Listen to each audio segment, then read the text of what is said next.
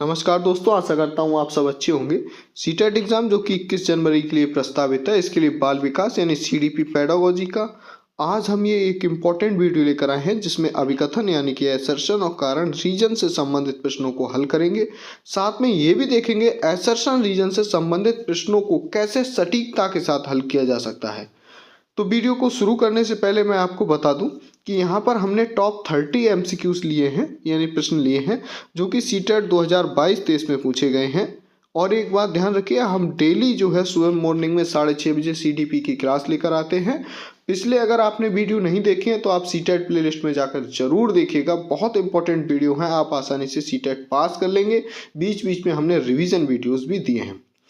तो अभिकथन और कारण से संबंधित 2 से 3 प्रश्न पिछले वर्षों में पूछे जाते रहे हैं और हमारे पास कमेंट में भी कई लोगों ने ये कहा था कि प्लीज़ सर जो है असर्शन रीजन से संबंधित प्रश्न बनाइए, तो इसीलिए हम ये वीडियो लेकर आए हैं। तो चलिए वीडियो को शुरू करते हैं। वीडियो शुरू करने से पहले अगर आप हमारे चैनल पर नए हैं तो प्लीज़ चैनल को सब्सक्राइब ज़रूर करें। वीडियो पसंद आए लाइक कीजिए, अपने दोस्तों के साथ शेयर कीजिए। और अगर अभी तक आपने हमारा टेलीग्राम चैनल ज्वाइन नहीं किया है तो लिंक डिस्क्रिप्शन में, वहां से ज्वाइन कर सकते हैं। साथ ही क्वेश्चन आंसर की प्रैक्टिस लगाने के लिए आप हमारी वेबसाइट abhyasclasses.in का ही प्रयोग कर सकते हैं। तो चलिए सबसे पहले देखते हैं कि टेक्निक क्या होनी चाहिए इस तरीके के प्रश्न हल करने के लिए। इस तरीके के प्रश्न हल करने के लिए टेक्निक ये है, पहले दोनों स्टेटमेंट पढ़िए। यहाँ पर ध्यान रखिए A4 असर्शन है यानी अभिकथन, R4 रीजन है यानी कि कारण। तो दोनों स्टेटमेंट पढ़िए और देखिए क्या कोई गलत स्टेटमेंट है। मान लीजिए अगर एक भी स्टेटमेंट गलत निकल के आता है तो या तो तीसरा ऑप्शन सही होगा या चौथा सही होगा, ठीक है। यानी कि एक स्टेटमेंट R गलत है और A सही है तो तीसरा वाला ऑप्शन सही हो जाएगा, और दोनों गलत निकलते हैं तो चौथा ऑप्शन सही हो जाएगा।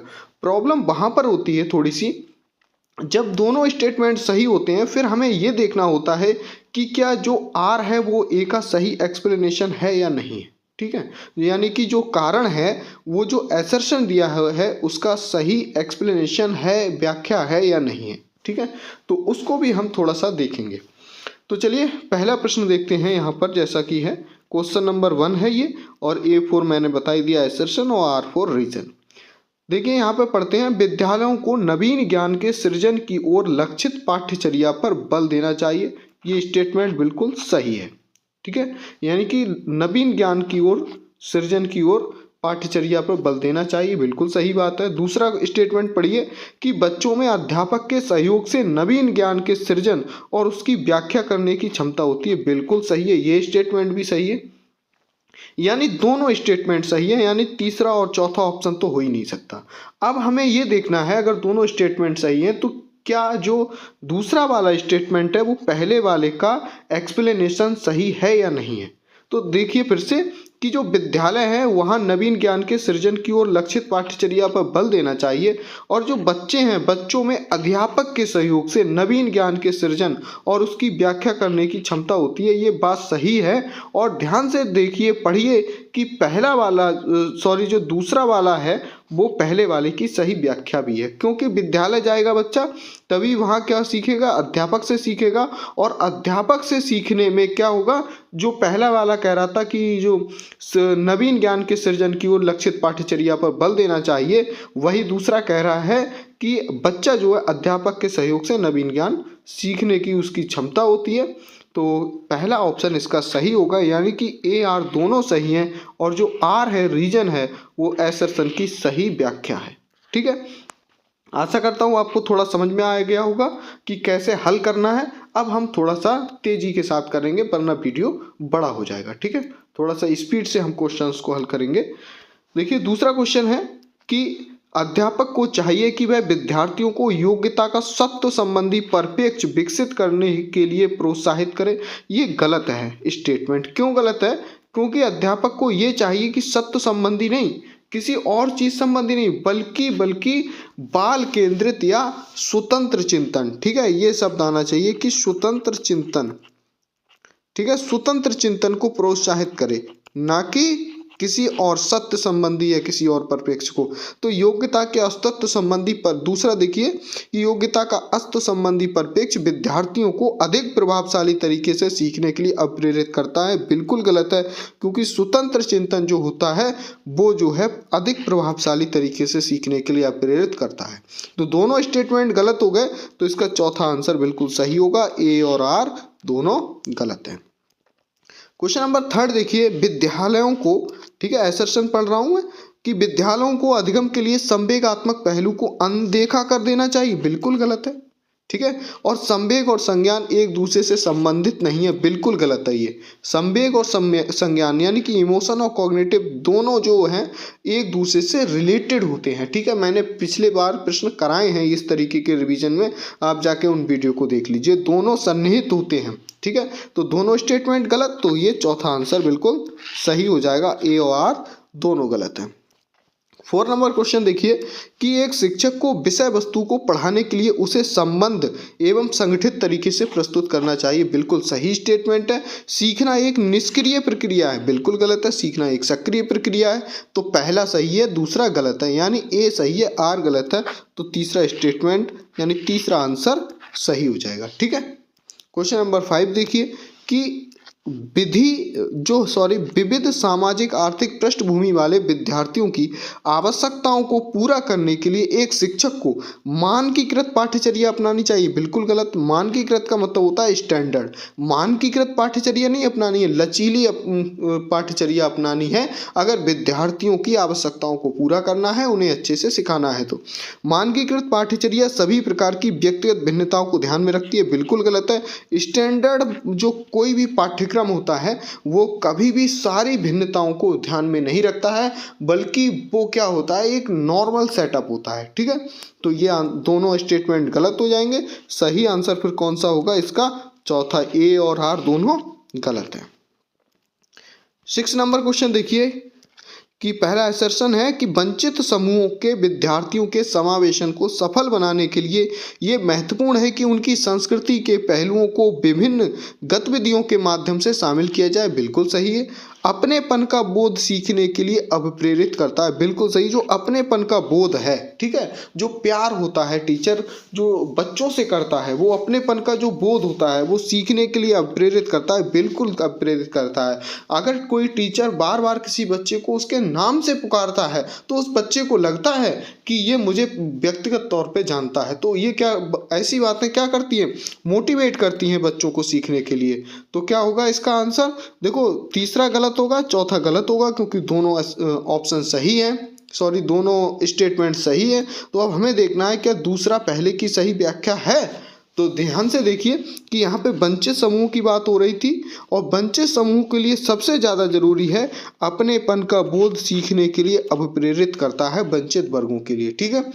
तो इसका जो सही आंसर होगा वो पहला होगा। ए और आर दोनों सही है, आर ए की सही व्याख्या है। थोड़ा सा आपको ध्यान ये रखना होगा, अगर आपने पहले वाले जो क्वेश्चन पढ़े होंगे, क्वेश्चन और आंसर अगर आपने लगाए होंगे, तो इस तरीके के प्रश्न वहाँ पे पूछे गए हैं। मैंने आपको रिवीजन कराया है, क्वेश्चन कराए हैं, तो मुझे पता है। मैंने रिवीजन सीरीज में भी ये प्रश्न कराया है। इस तरीके का एक प्रश्न था कि वंचित समूह के जो बच्चे हैं उनको अपनेपन का बोध जो है अभिप्रेरित करता है। ये इस तरीके का एक आंसर था, मुझे खूब ध्यान है। तो अगर वो उस तरीके के स्टेटमेंट आपने पढ़े हैं, आंसर्स को सही से लगाया, तो यहाँ पर भी आपको बहुत हेल्प मिलेगी। चलिए 7 नंबर क्वेश्चन देखते हैं। असर्शन है विद्यालयों को केवल, ठीक है, केवल आ गया, ठीक है, एक एक वर्ड को सही से पढ़ना है। केवल सीखी गई सामग्रियों के पुनरुत्पादन पर जोर लेना चाहिए। बिल्कुल गलत है। हाँ, सामग्रियों के पुनरुत्पादन पर जोर लेना चाहिए, लेकिन केवल इन्हीं पे केवल शब्द आ गया, इसलिए ये स्टेटमेंट गलत हो गया। स्मृति ना तो रचनात्मक होती है और ना ही निर्वचनात्मक होती है, तो ये भी गलत है, ठीक है। तो स्मृति ना तो, ये कह रहा है ना तो रचनात्मक है और ना ही निर्वचनात्मक होती है, तो ये भी गलत है, यानी दोनों गलत है। तो इसका जो सही आंसर होगा वो होगा ए और आर दोनों गलत है। क्वेश्चन नंबर 8 देखिए कि एक अध्यापिका को कक्षा में विभिन्न प्रकार की पठन सामग्री प्रदान करके एक प्रिंट समृद्ध यानी प्रिंट रिच मटेरियल यानी कि वातावरण सृजित करना चाहिए। ये बिल्कुल सही है।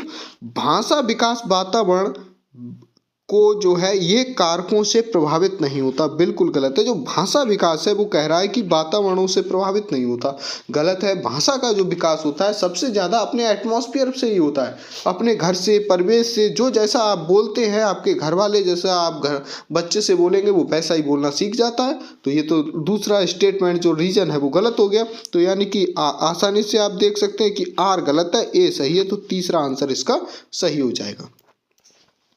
9 नंबर क्वेश्चन देखिए, असर्शन है कि सार्थक सीखने के लिए ज्ञान के निर्माण हेतु छात्रों को सक्रिय रूप से पर्याप्त अवसर एवं उदाहरण प्रदान किया जाना चाहिए, बिल्कुल सही है। और सीखना ज्ञान के निष्क्रिय अधिग्रहण की एक प्रक्रिया है। देखो फिर से स्टेटमेंट कुछ रिपीट हो गया, तो ये वाला गलत है। जब आर गलत है और ए सही है तो तीसरा ऑप्शन जो है वो आपका सही हो जाएगा। क्वेश्चन नंबर 10 देखिए कि असर्शन है, एक अध्यापिका को अपने विद्यार्थियों को दी गई समस्या पर काम करते हुए अपने विचारों का मौखिकीकरण करने के लिए प्रोत्साहित करना चाहिए। भाषा और रीजन है, भाषा और सोच का विकास एक दूसरे से स्वतंत्र रूप में होता है। देखिए पहला जो था वो सही था, दूसरा था कि भाषा और जो सोच का विकास है वो एक दूसरे से स्वतंत्र रूप में होता है, गलत है। एक दूसरे से स्वतंत्र रूप में नहीं होता है, एक दूसरे से रिलेटेड रूप में होता है। जब आप भाषा सीखेंगे तभी आप अच्छे से सोच पाएंगे। तो एक दूसरे से भाषा और जो थिंकिंग है वो एक दूसरे से रिलेटेड है, ना कि स्वतंत्र है। तो आर जो है रीजन गलत हो जाएगा, और रीजन गलत होते ही आपको तुरंत आंसर पे पहुंच जाएंगे, तीसरा आंसर सही हो जाएगा। क्वेश्चन नंबर 11 देखिए, असर्शन है, एक संरचनावादी कक्षा में ये महत्वपूर्ण है कि ऐसे अवसर पैदा किए जाएं जिससे विद्यार्थियों में समालोचनात्मक सोच और समस्या समाधान कौशलों के विकास में मदद मिले। तो ये बिल्कुल सही स्टेटमेंट है संरचनात्मक कक्षा में, ठीक है, कि ऐसे अवसर पैदा किए जाए जिससे विद्यार्थियों में समालोचनात्मक सोच का मतलब होता है क्रिटिकल थिंकिंग, ठीक है, और समस्या समाधान यानी प्रॉब्लम सॉल्विंग जो स्किल्स हैं उसके विकास में मदद मिले, बिल्कुल सही है। सार्थक अधिगम मुख्य रूप से ज्ञान का ज्यों का त्यों पुनरुत्पादन है, बिल्कुल गलत है। जो सार्थक अधिगम है यानी कि सीखने को जो अच्छी तरीके से अगर सीखना है तो ज्ञान का ज्यों की त्यों थोड़े ना, बल्कि ज्ञान के लिए एप्लीकेशन लेवल तक ले जाना है, ठीक है। जो सिर्फ सिद्धांत पढ़ के थोड़ा ना काम चलेगा, सिद्धांत को क्या एप्लीकेशन लेवल तक ले जाना है। तो ठीक है, और इसका जो रीजन गलत हो जाएगा, और रीजन गलत होती हुई आपको पता है तीसरा आंसर बिल्कुल सही होगा, ए सही है तो आर गलत है। क्वेश्चन नंबर 12 देखिए, एक अध्यापिका द्वारा विद्यार्थियों को कक्षा में सवाल पूछने के लिए प्रोत्साहन करना चाहिए, बिल्कुल सही है। सवाल पूछना समालोचनात्मक चिंतन के विकास में महत्वपूर्ण भूमिका निभाता है, ये बिल्कुल सही है। समालोचनात्मक चिंतन यानी क्रिटिकल थिंकिंग, तो ये ए और दोनों सही है। अब क्या देखना है कि जो आर है क्या वो ए की सही व्याख्या है, सही एक्सप्लेनेशन है। देखिए ध्यान से देखिए, बिल्कुल सही एक्सप्लेनेशन है, क्योंकि सवाल पूछना, कक्षा में सवाल पूछने के लिए प्रोत्साहित करना चाहिए, और सवाल पूछना समालोचनात्मक चिंतन के विकास में महत्वपूर्ण भूमिका निभाता है। तो ये इसका सही एक्सप्लेनेशन हो गया। तो पहला सही होगा, ए आर दोनों सही हैं, और आर ए की सही व्याख्या करता है। कोई समस्या हो आपके लिए तो आप हमें कमेंट जरूर कीजिएगा, हम कोशिश करते हैं जो लोग कमेंट करते हैं ज़्यादा से ज़्यादा जिस समस्याओं के लिए हम उन पे वीडियो लाने की या उनका सॉल्यूशन बताने की। 30 नंबर क्वेश्चन देखिए, असर्शन है, वंचित वर्गों से, देखो फिर से प्रश्न आ गया, वंचित वर्गों से संबंधित विद्यार्थियों के सफल समावेशन हेतु मानकीकृत पाठ्यक्रम को लागू करना बहुत महत्वपूर्ण है, बिल्कुल गलत है। हमने अभी देखा था मानकीकृत पाठ्यक्रम को लागू करना सही है, गलत है। स्टैंडर्ड को गलत है वंचित वर्गों के लिए, ठीक है। मानकीकृत पाठ्यक्रम होता है सामान्य लोगों के लिए, जो IQ लेवल जिनका बिल्कुल सामान्य हो, ठीक है।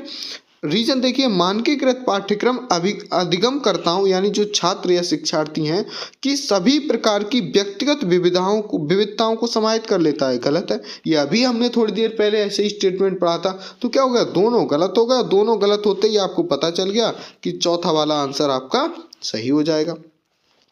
क्वेश्चन नंबर 14 देखिए, असर्शन है, एक अध्यापिका को विद्यार्थियों को अपने विचार साझा करने के लिए प्रेरित करना चाहिए, चाहे वह विचार भ्रांतियां ही क्यों ना हो, बिल्कुल सही बात है। क्योंकि बच्चा चाहे गलत बताए या सही बताए, लेकिन उसको अपने विचार व्यक्त करना जरूरी है, तभी वह सीखेगा। भ्रांतियां विद्यार्थियों द्वारा गठित सहज सिद्धांत होती हैं जो अधिगम प्रक्रिया में महत्वपूर्ण होती हैं। बिल्कुल सही है। कभी कभी उसके मन में क्या होता है, भ्रांतियां, जो वो बच्चा देखता है उसी को सही मान लेता है। कभी कभी देखता है घर में, परिवार में, उसको सही मान लेता है। हो सकता है वो चीज़ सही ना हो, तो जो देखता है वही क्या होता है, गठित सहज सिद्धांत होती हैं जो अधिगम प्रक्रिया में बिल्कुल महत्वपूर्ण होती हैं। ठीक है, तो दोनों स्टेटमेंट सही हैं। और चूंकि अब देखना है ये इसका एक्सप्लेनेशन सही है या नहीं है, तो ध्यान रखना ये अध्यापिका को किसके लिए प्रेरित कर रही है, अपने विचार साझा करने के लिए, चाहे वह भ्रांतियां ही क्यों ना हो। और भ्रांतियों से ही संबंधित फिर से रीजन शुरू हो रहा है, तो ये दोनों सही है। ठीक है, ए आर दोनों सही है और आर ए की सही व्याख्या करता है। ठीक है, क्वेश्चन नंबर 15 देखिए, किसी नए संप्रत्यय यानी कॉन्सेप्ट को पढ़ाने के समय एक अध्यापिका को विद्यार्थियों के पूर्व ज्ञान को सक्रिय करना चाहिए। बिल्कुल सही है। अधिगम अधिक प्रभावशाली होता है जब विषय वस्तु को जानकारी के असंबंधित खंडों के रूप में प्रस्तुत किया जाए, यानी जिस जानकारी से वो संबंधित नहीं है उसके खंडों के रूप में प्रस्तुत की जाए, तो ये स्टेटमेंट गलत हो जाएगा। जानकारी के संबंधित खंडों से, यानी जो पूर्व ज्ञान से, उसे ऐसे पूर्व ज्ञान से जोड़ा जाए। मान लीजिए हम किसी को गुणा सिखा रहे हैं, तो गुणा सिखाने से पूर्व उसे जोड़ की अवधारणा में ले जाना अच्छा होगा। ठीक है, लेकिन ऐसा नहीं है, हम किसी को गुणा सिखा रहे हैं और घटाना का कॉन्सेप्ट बता रहे हैं पहले, तो क्या होगा, गलत हो जाएगा। ठीक है, तो इसका सही आंसर होगा कौन सा, जब आर गलत हो जाता है तो तीसरा आंसर ऑटोमेटिक सही होगा। ए सही है और आर गलत है। क्वेश्चन नंबर 16 देखिए कि असर्शन दिया, एक ऐसी कक्षा जिसमें विविध यानी कि बहुत सारे सामाजिक आर्थिक परिप्रेक्ष्यों से संबंधित विद्यार्थी हैं, वहां अध्यापिका को मानकीकृत पाठ्यक्रम के इस्तेमाल से बचना चाहिए। अब देखिए ये स्टेटमेंट सही हो गया। ठीक है, बच्चे बहुत अच्छे से सीखते हैं जब वह बाह्य रूप से अप्रेरित हो, ये गलत है। बच्चे बाह्य रूप से जब अप्रेरित होते हैं तब वो अच्छे से नहीं सीखते हैं, बल्कि जब आंतरिक रूप से जब उनमें खुद से सीखने की इच्छा होती है। ठीक है, आप बलपूर्वक पुरस्कार देकर, रुपए देकर, दंड देकर जब उन्हें सिखा रहे हैं तो इतना मोटिवेट नहीं रहेंगे कभी भी, वो थोड़ी देर के लिए।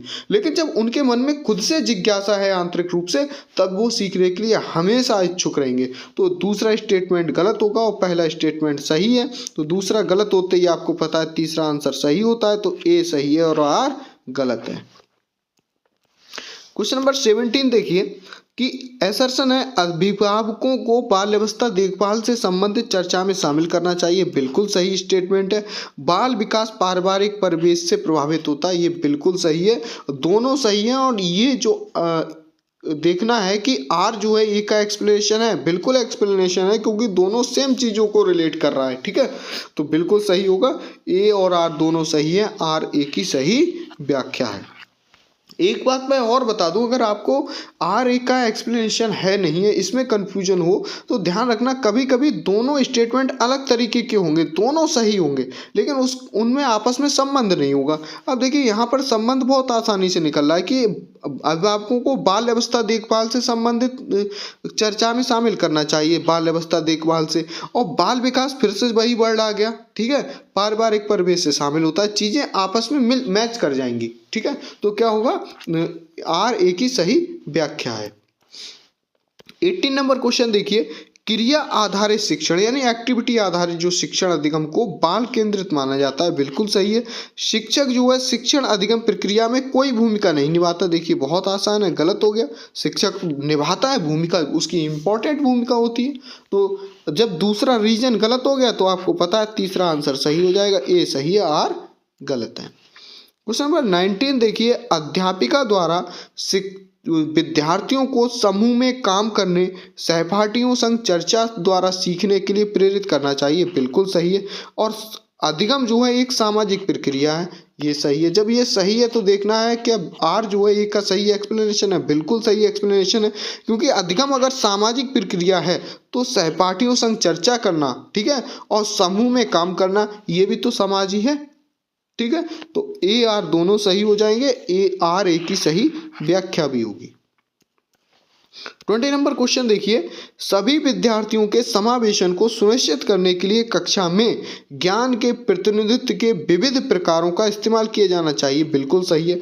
समावेशन की अवधारणा में अधिगम अक्षमता वाले बच्चे तो शामिल हैं, परंतु इसमें भावात्मक कठिनाई से जूझ रहे बच्चे शामिल नहीं है। तो यही बात गलत हो गई। इसमें जो है समावेशन में चाहे किसी भी तरीके का बच्चा हो, ठीक है, सभी को समान रूप से, सभी के लिए समान रूप से शिक्षा, ठीक है। तो ये दूसरा गलत हो गया। रीजन गलत होते ही आपको पता है ऑप्शन कौन सा सही हो जाएगा, ए सही है और आर गलत है। 21 देखिए कि एक शिक्षक को विद्यार्थियों को अपनी चिंतन प्रक्रियाओं के बारे में और अपने सीखने के तरीकों के बारे में सोचने के लिए प्रोत्साहित करना चाहिए। बिल्कुल सही है। चिंतन प्रक्रियाओं के बारे में और अपने जो सीखने के बारे में, अपनी लर्निंग के बारे में जो तरीके हैं उनके बारे में सोचने के लिए प्रोत्साहित करना चाहिए। आद्य संज्ञान जो मेटाकॉग्निशन होता है कि उच्च क्रम के संज्ञानात्मक कौशलों के विकास में मदद करता है। ये बिल्कुल सही है, ठीक है। और संज्ञानात्मक कौशलों के विकास में मदद करता है और अपना चिंतन करना और अपने सीखने के तरीकों को चिंतन करना, ये एक दूसरे को क्या कर रहे हैं, रिलेट कर रहे हैं। तो क्या होगा, आर ए की सही व्याख्या होगी। तो ये ऑप्शन पहला सही होगा। ए और आर दोनों सही हैं, आर जो है ए की सही व्याख्या है। 22 देखिए, असर्शन है कि अभिभावकों और अध्यापकों को सुनिश्चित करना चाहिए कि सभी विद्यार्थियों के बाल्यावस्था अनुभव सकारात्मक हों। यानी कि घर वालों को भी चाहिए और अध्यापकों को चाहिए कि उनके जो बाल्यावस्था के अनुभव हैं वो सकारात्मक हों, ठीक है। उन्हें अच्छे तरीके से खेल खिलाना, अच्छे तरीके से सिखाना, कोई उनके कड़वे अनुभव ना हो बचपन में, ठीक है। ये हमें कोशिश करनी चाहिए, शिक्षकों को भी अभिभावकों को भी। तो ये बिल्कुल सही बात है। और बाल्यावस्था विकास के लिए एक संवेदनशील चरण है। बिल्कुल ये बात भी सही है, खासकर संज्ञानात्मक और संवेगात्मक विकास के लिए। तो ये भी सही है। और ध्यान रखना, क्योंकि ये सेम स्टेटमेंट ही हैं, एक दूसरे को एक्सप्लेन कर रहे हैं, तो आर ए की सही व्याख्या भी होगा। तो ए और आर दोनों सही हैं, आर ए की सही व्याख्या है। 23 देखिए, असर्शन है ये कक्षा में अध्यापक को विद्यार्थियों को अपने विचारों के मौखिकीकरण, चर्चा और वैचारिक बहस करने के लिए बढ़ावा देना चाहिए। बिल्कुल सही, वैचारिक बहस, बेकार की बहस नहीं, वैचारिक बहस। तो स्टेटमेंट सही है। भाषा विकास और संज्ञानात्मक विकास किसी भी तरह से एक दूसरे से संबंधित नहीं है। तो ये गलत हो गया। जब भाषा विकास बहुत महत्वपूर्ण है बच्चे के विकास में, ठीक है, तो ये गलत हो जाएगा। जब आर गलत होता है तो आपको पता है तीसरा ऑप्शन सही हो जाता है, ए सही है, आर गलत है। 24 देखिए कि एक ऐसा कक्षा माहौल तैयार करना जरूरी है जहां विद्यार्थी अपनी भ्रांतियों को व्यक्त कर सके। बिल्कुल जरूरी है। कोई भी डाउट है, कोई कंफ्यूजन है तो उसको अपन व्यक्त करना बहुत जरूरी है। भ्रांतियों पर चर्चा करना अधिगम प्रक्रिया के लिए महत्वपूर्ण है। बिल्कुल सही है। तो ये दूसरा भी सही है और दूसरा सही है और दूसरा ए की सही व्याख्या भी कर रहा है एक तरीके से। तो 24 का ए हो जाएगा। ए आर दोनों सही है, ए आर की सही व्याख्या करता है। 25 क्वेश्चन नंबर देखिए, असर्शन है अधिगम का सामाजिक रचनावादी जो सिद्धांत है अधिगम प्रक्रिया को सहज सुगम बनाने के लिए कक्षा में मुद्रित समृद्ध यानी प्रिंट रिच जो मटेरियल होता है परिवेश के सृजन पर बल देता है, ठीक है। भाषा विकास में विद्यालय के परिवेश की कोई भूमिका नहीं है। अब देखिए फिर गलत हो गया ये स्टेटमेंट। और भाषा विकास पूरी तरीके से जैविक परिपक्वता पर निर्भर होता है, यानी आर गलत हो गया, ए सही है। आर गलत, ए सही, आप तुरंत पहुंच जाएंगे। ए सही है, आर गलत है, तीसरा आंसर सही है। क्वेश्चन नंबर 26 देखिए कि अध्यापक को अपने विद्यार्थियों को सहयोगात्मक अधिगम में सहयोग करने, समूह कार्य करने और सक्रिय रूप से भाग लेने के लिए प्रोत्साहित करना चाहिए। बिल्कुल सही है। और अधिगम एक सामाजिक गतिविधि है और विद्यार्थियों को सामूहिक रूप से ज्ञान अर्जन करना चाहिए। तो ये सही हो गया। अभी इस तरीके के प्रश्न आपने देखा ही था थोड़ी देर पहले। तो ए आर दोनों सही हैं और आर ए की सही व्याख्या है। 27 देखिए, बच्चे केवल औपचारिक स्कूली शिक्षा द्वारा ही कौशल, मूल्य और रीतियां ग्रहण करते हैं। देखो यहाँ पे शब्द आ गया केवल, तो शब्द बहुत ध्यान रखना है आपको क्या आ रहा है। केवल की वजह से ये गलत हो गया। बच्चा औपचारिक से ही नहीं बल्कि अनौपचारिक तरीके से भी सीखता है। तो बच्चों का समाजीकरण एक सरल रेखीय प्रक्रिया है, गलत है। क्योंकि बच्चों का जो समाजीकरण किसी का भी हो, ठीक है, बच्चों का, वयस्क का, वो सरल नहीं होता, वो एक जटिल प्रक्रिया होती है। तो दोनों गलत हो गया। दोनों गलत है तो चौथा सही हो जाएगा। ए और आर दोनों गलत है। तो 28 देखिए क्वेश्चन कि एक अध्यापक को विद्यार्थियों को किसी समस्या पर कार्य करते समय अपने विचारों के मौखिकीकरण के लिए प्रोत्साहित करना चाहिए। बिल्कुल सही है। निजी बात यानी कि व्यक्तिगत बात बच्चों के संज्ञानात्मक विकास को सुसाधित मतलब प्रमोट करता है। बिल्कुल सही है। तो दोनों सही है, चूंकि किसी समस्या पर कार्य करते समय अपने विचारों को मौखिकीकरण के लिए प्रोत्साहित करना और फिर अपनी व्यक्तिगत बात को बताना, दोनों ही क्या है, एक दूसरे को रिलेट भी कर रहे हैं। तो ए आर दोनों सही है और आर ए की सही व्याख्या करता है। इसका 29 क्वेश्चन है कि राष्ट्रीय शिक्षा नीति 2020 के अनुसार 5वीं तक के सभी बच्चों को उनकी मातृभाषा में शिक्षा दी जानी चाहिए। बिल्कुल सही है। छोटे बच्चे अपनी मातृभाषा में सार्थक अवधारणाओं को अधिक तेजी से सीखते व समझते हैं। बिल्कुल सही है और बिल्कुल दोनों सही भी हैं और आर जो है वो एक की सही व्याख्या भी कर रहा है। तो देखिए ए और दोनों सही है, आर ए की सही व्याख्या है, पहला ऑप्शन सही होगा।